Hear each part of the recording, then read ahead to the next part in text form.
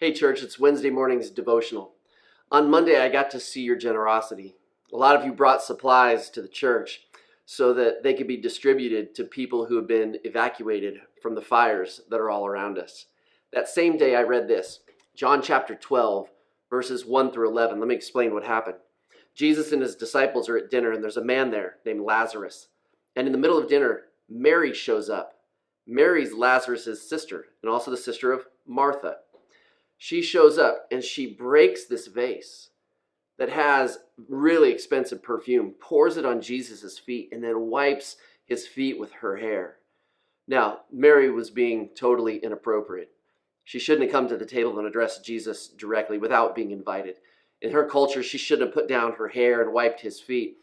But then she gets criticized because you shouldn't have been that extravagant with your gift.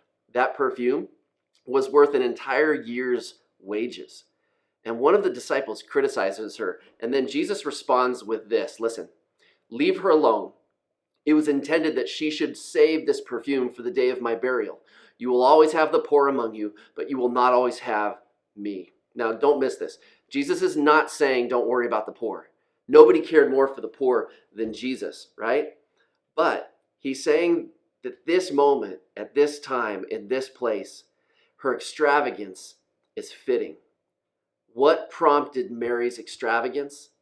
In just the chapter earlier, chapter 11 of the book of John, Lazarus, her brother, was dead.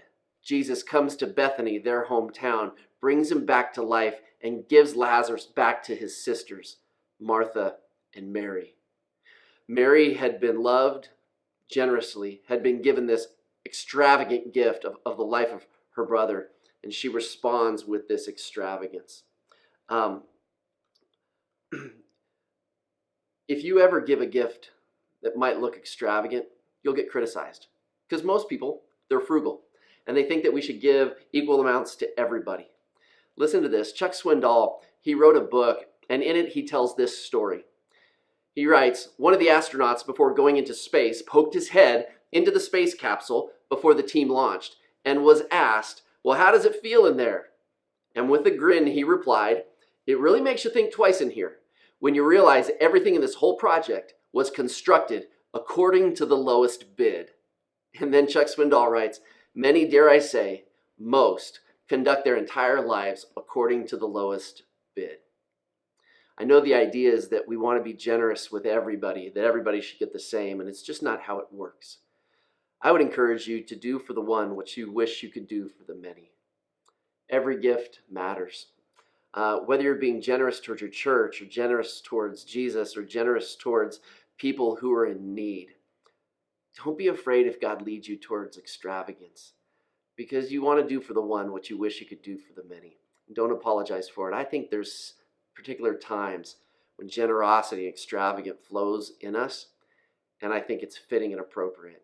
And I think Jesus said the same thing in this story. God bless you. Go read John chapter 12, verse 1 through 11.